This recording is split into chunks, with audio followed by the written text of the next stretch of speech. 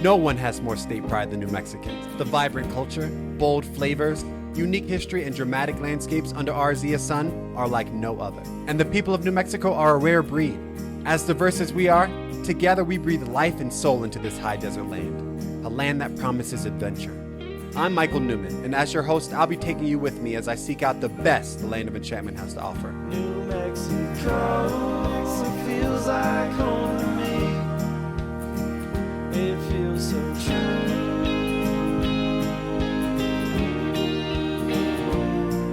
It's time well spent when I spend it with you.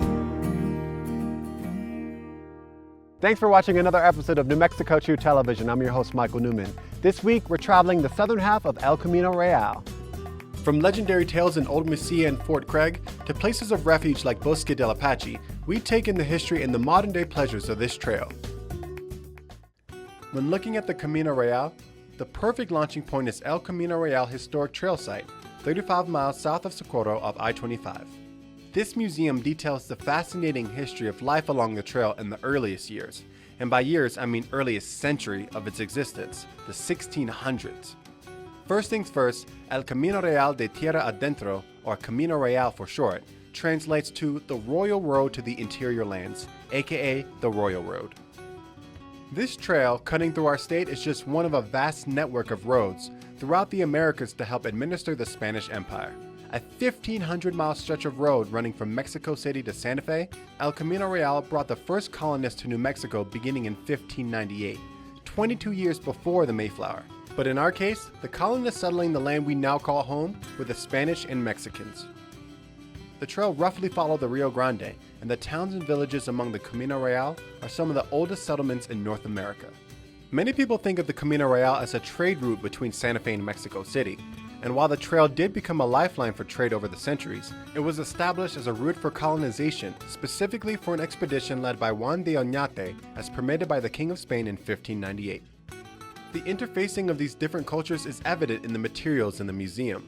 Items and artifacts salvaged from El Camino Real assist in recreating the history of this journey.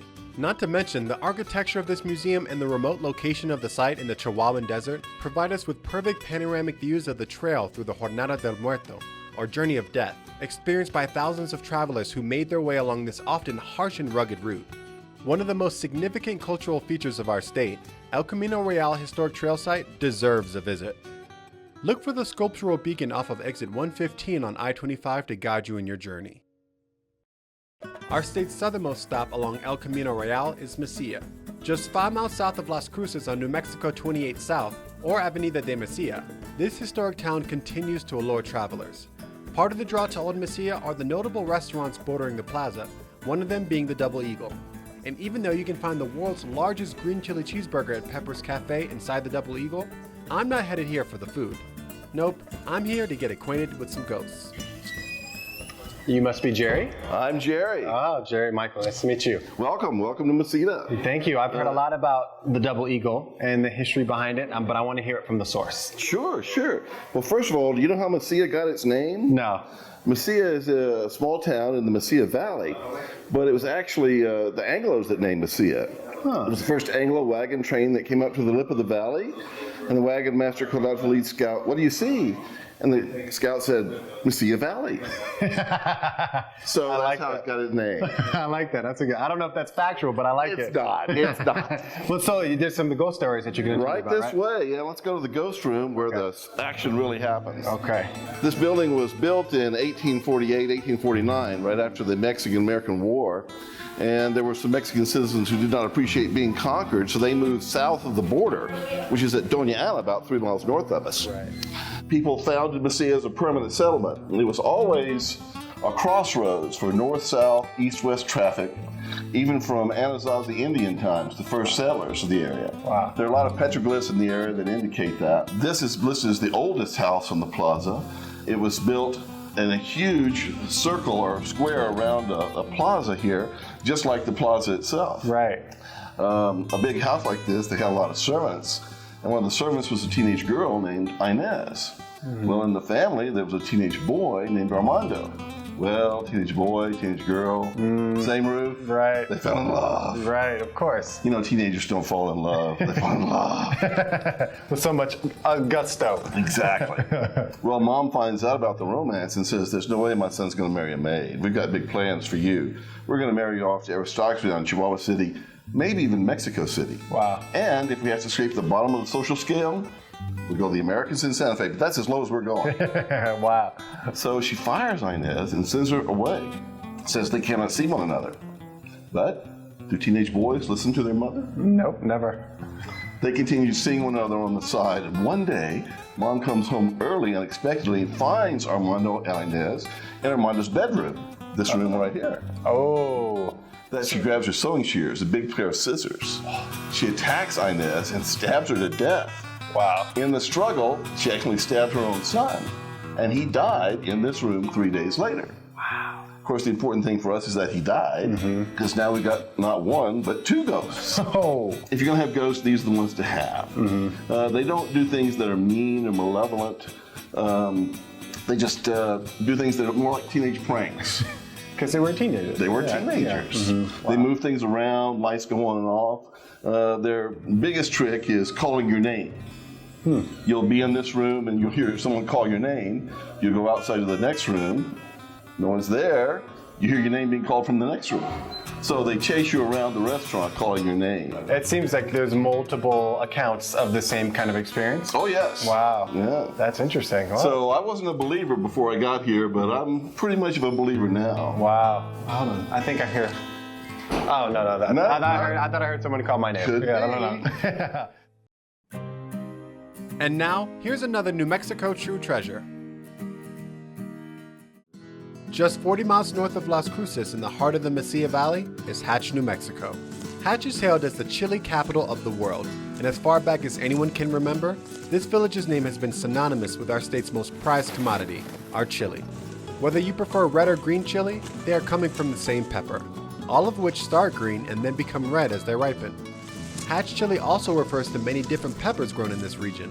From Big Jim to Sandia and Joe Parker, there are many varietals of chili grown here in Hatch. But regardless of the pepper and the level of heat you may prefer, Hatch chili strikes a special chord within each of us. During harvest season, thousands of people will make the pilgrimage to Hatch to get their chili straight from the source. And even for those of us who have not visited this part of the Rio Grande Valley, we are all familiar with the flavor that comes out of these fields. Red, green, and Christmas define our state's cuisine. And perhaps more than anything else, Hatch chili invokes a level of state pride you cannot find anywhere else. For more information on Hatch and other spots along El Camino Real, go to newmexico.org.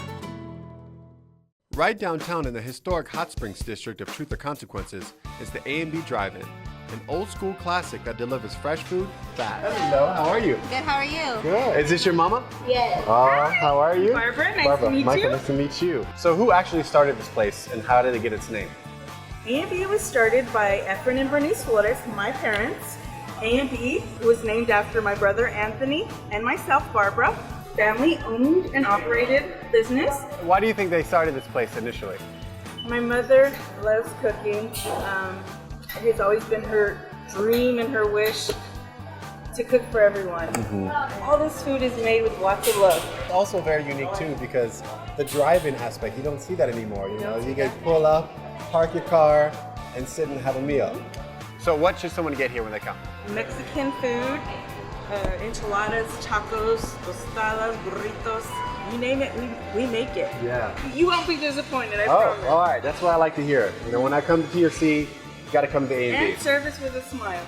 See? Service with a smile.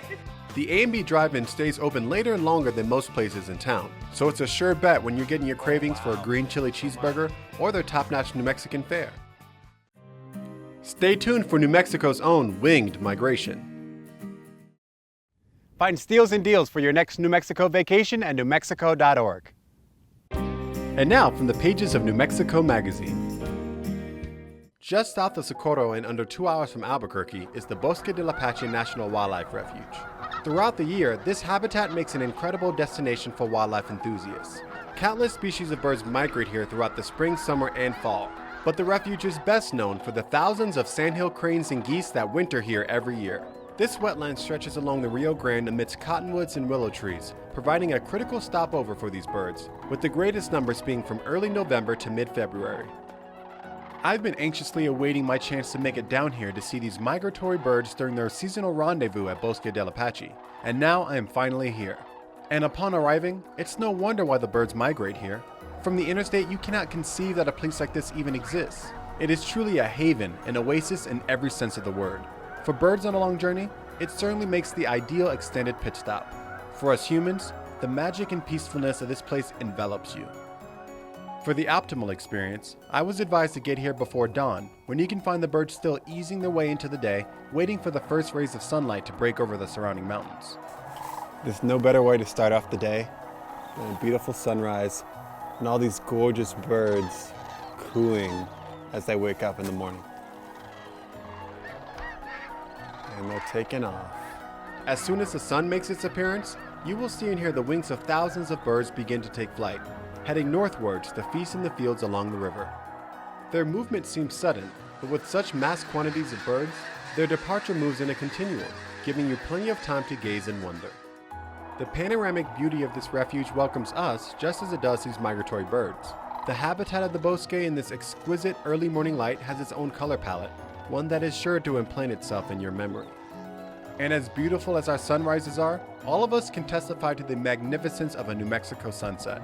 That being said, you might want to make your way down to the viewing decks later in the day too, because just as sure as the sun will set, the cranes and geese will return in late afternoon to roost for the night. A sunset with these birds crossing through the sky, streaming steadily into their temporary home, is a sight not to be missed. The arrival of the sandhill cranes to Bosque del Apache brings droves of visitors every year, and the refuge even has an annual Festival of the Cranes to welcome them. But you can go any day of the week in the late fall and winter months to experience the spectacle for yourself. Make sure to bundle up if you choose to go when I did, before dawn. Those early morning hours are chilly, but well worth it. To witness more of the wildlife of this refuge, take the auto tour loop or hike the trails to catch a glimpse of any number of birds. Hawks, eagles, blackbirds, roadrunners, and herons, among others, may be spotted. Not to mention mule deer, coyotes, and jackrabbits who also make the Bosque their home. For more great stories like this from New Mexico Magazine, visit newmexico.org. Coming up, find out what a Quaker cannon is and the role a legendary New Mexican fort played in the Civil War. Need a reason to hit the road? Find upcoming events around the state at newmexico.org. Fort Craig sits just 35 miles south of Socorro. After exiting off I-25, you go 11 miles on Highway 1, following signs for the fort.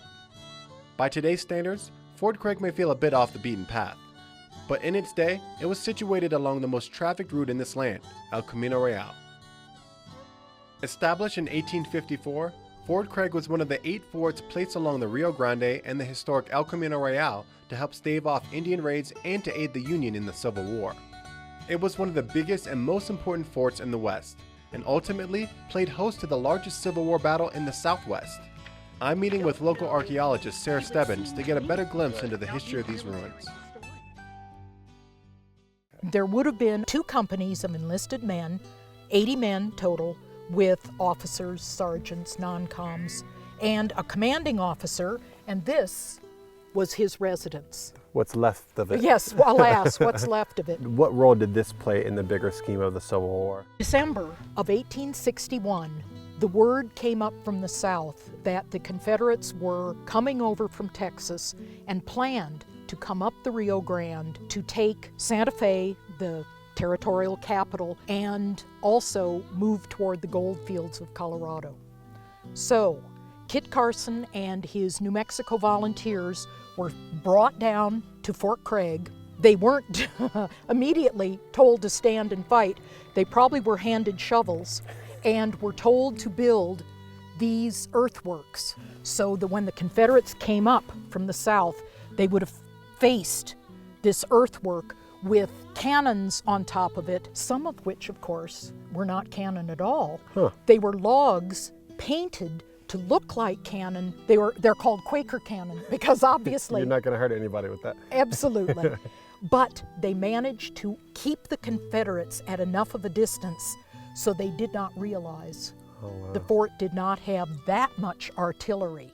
Basically, Fort Craig and the 2 battles that were fought here in Valverde, which is just at the north end of Black Mesa, and Glorieta, up by Pecos, stopped the Confederacy from taking over the Colorado gold fields and being able to reach the Pacific, because they had a plan that was going to take the slave states all the way across the country to the California coast.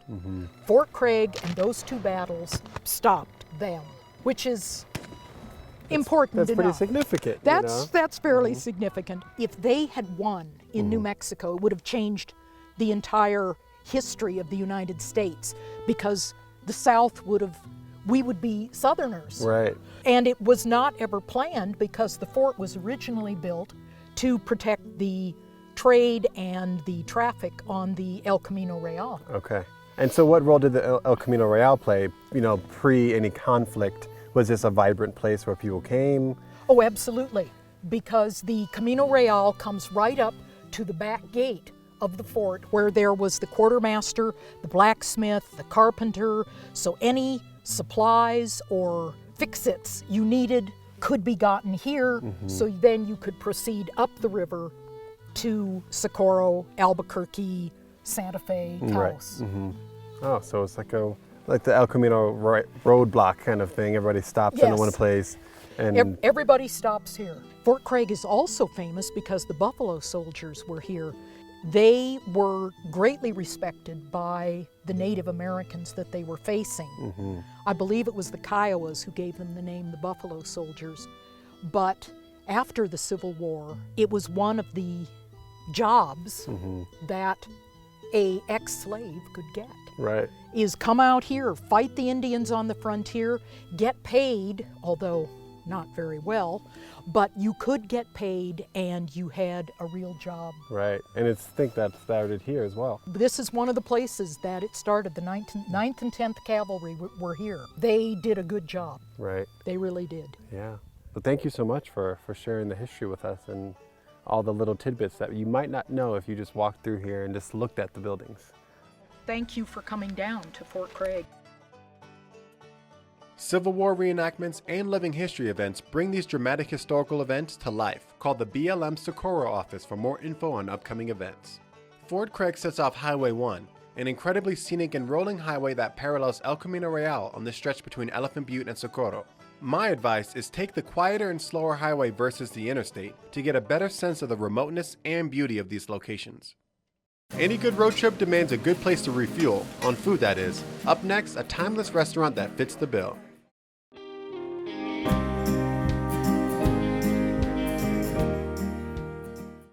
An hour south of Albuquerque and just a few minutes off I-25 on North California Street, the main drag of Socorro, is a local institution, El Camino Family Restaurant. If you haven't already surmised by the restaurant's name, Socorro does indeed sit along the historic Camino Real. And lucky for us, there are many more creature comforts along this stretch of road today. The iconic 60s era neon sign out front acts as a beacon to weary travelers, not to mention how it caters to its local community, many of whom consider this restaurant a second home. Serving up New Mexican staples like huevos rancheros and carne adobada enchiladas, to classic comfort foods like chicken fried steak and biscuits and gravy, this is the place to stop when your stomach is grumbling. Before sinking your teeth into the food, find a turquoise booth to sink into at this welcoming eatery. Just one brilliant element of the decor that takes you back to another place in time. I was able to grab a spot in the corner and chat with owner Masa and her son Radine to hear about this family-operated business. So Masa, we're here at El Camino Family Restaurant. Family run, family owned, all that. So tell me about the history of this place. It's totally a blast from the past. The original owners, we're the second owners, me and Okay. my husband. Yeah. They started the restaurant in 1963. They retired in 1989. Okay. And my husband took over in 1990. It's been part of this town and this community for over 50 years now. Right. That's great. I mean, because you feel like when you walk in, the people that are in here, they feel like they're those people that have been here for 50, 60 Yeah, years, right? exactly. It feels like it's their restaurant. It's really part of this town. So many people have so many memories here. Right. I see couples stop by the sign and just take their wedding picture Really? there, yes, by they El met Camino here sign. like 50 They met years. here, they had their first date here, Oh. yeah. How does that feel for you as a business owner to have that Oh, I kind of love place? it. I love it. Yeah, because it just the sense of ownership that the rest of the town have. Right. And even like travelers, passerbys, they stop by and they tell us once a year they pass through this town and this is their stop. They just stop by to eat at El Camino. Right. So we love it. It's the place for the students to study at night. This restaurant doesn't have a key, so it never closes. 24 hours. 24 hours, never closes. It hasn't been closed since 1990. Wow. Never. It doesn't have a lock. That's great. And is the sign the original sign? It's the original sign Man. since '63. Yes. The neon and everything. Yes. It's beautiful. And if I've been driving for 8-9 hours on the road and I come across this sign and it's open 24 hours, I have to stop. You know, that's just what. There you go. As a traveler, that's the best thing you can find on the road. So what was it like growing up in the restaurant? It was nice, like, because I always got free food, Yeah, you can't lie. Free food's good. and I always got good service. I always knew who everybody was, and everybody knew who I was, and then I always had my special seat. And you have your sense of independence. Yeah. I mean, I would just come for the free food, but I understand the rest of it. I am completely charmed by Masa and Radine both, and I'm not the only one. This little gentleman is clearly popular with the regulars too. Good food, hospitality, and ambiance to boot. Can't ask for more than that. As Masa said, this place doesn't even have a lock. No matter the time of day, morning, noon, or night, this diner is open for business. If you can make it through your meal with room to spare, I highly recommend the pecan pie. And don't miss out on the adjoining lounge. This is definitely the spot to drop into once the sun goes down. We're so glad you could come along with us as we explored the southern half of El Camino Real, a trail that's been explored by thousands of people over hundreds of years and is waiting to be experienced by you. So with that being said, what are you doing next weekend?